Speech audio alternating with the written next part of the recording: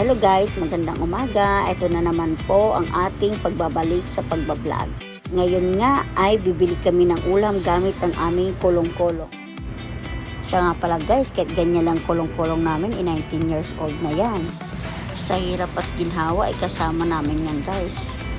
At ito na nga ay naglalakbay na kami papuntang palengke guys. At syempre guys, kasama namin itong dalawang chikiting na to at alam nyo na kung anong pag sumasama to guys, syempre magpapabili na naman ng kung ano-ano. Yan.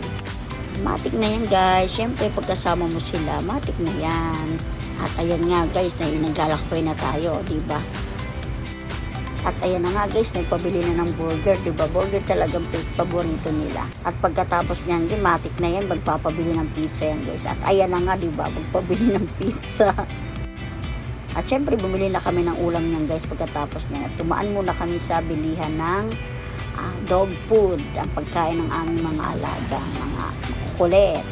Syempre guys, kung may budget ka sa pagkain ng tao, may budget ka rin sa pagkain ng hayop po, diba guys? At ito na nga guys, magbabayad na kami ng aming binili pagkain ng aso hanggang sa muli.